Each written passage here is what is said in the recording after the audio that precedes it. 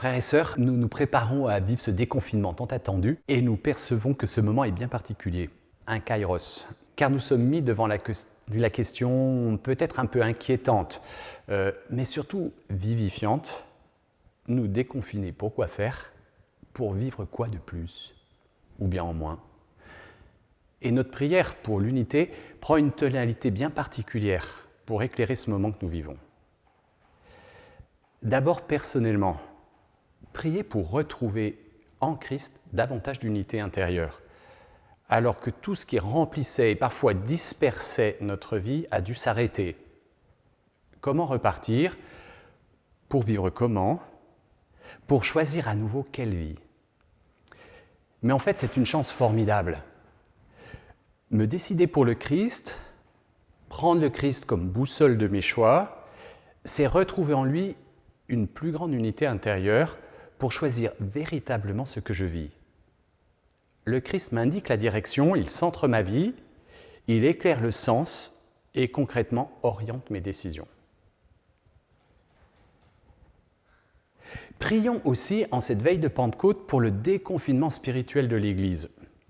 Nous savons combien l'Église a besoin d'ouvrir ses portes et ses fenêtres en grand pour accueillir la force de la vie dans l'Esprit Saint.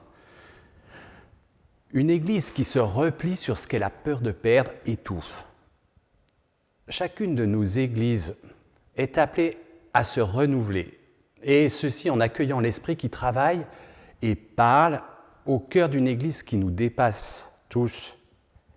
L'Esprit qui agit et qui se manifeste dans la diversité de nos confessions chrétiennes. Le renouvellement spirituel de notre Église est fondamentalement œcuménique. Nous sommes appelés à vivre davantage des dons de l'Esprit accordés à nos frères et sœurs chrétiens des différentes confessions, évangéliques, anglicans, protestants, orthodoxes, orientaux. Le déconfinement de l'Église est au cœur de notre prière pour l'unité des chrétiens ce soir, que s'accomplisse la prière du Christ, Père, que tous soient un pour que le monde croie. Enfin, nous avons besoin de reconstruire une unité avec le monde qui nous entoure. Nous en avons bien conscience. Ce monde à la fois qui est proche et ce monde qui est loin. Nous sommes interpellés par la nécessité de relocaliser notre économie, de retisser un tissu social souvent disloqué. Et pourtant, nous percevons qu'il ne peut s'agir d'un repli défensif qui nous ferme aux autres, au reste du monde.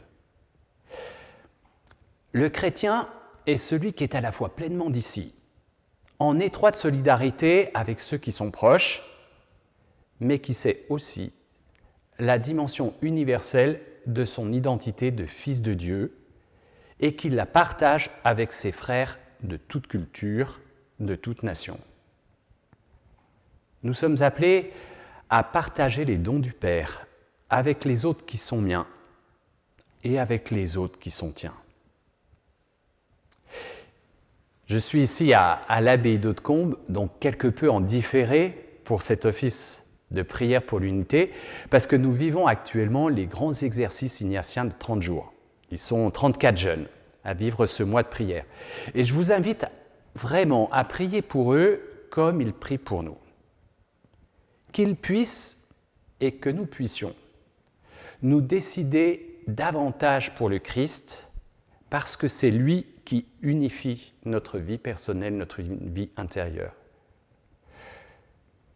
Qu'il puisse et que nous puissions nous ouvrir à la vie de l'Esprit pour qu'il renouvelle en large et en grand l'Église, dans ce mouvement d'unité par lequel l'Esprit nous parle les uns par les autres.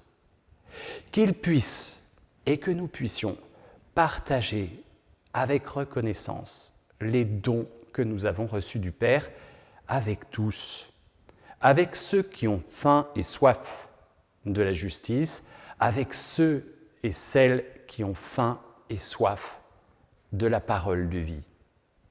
Que nous puissions bâtir cette unité humaine que le Père, par le Christ, est venu nous manifester et que l'Esprit accomplit jour après jour.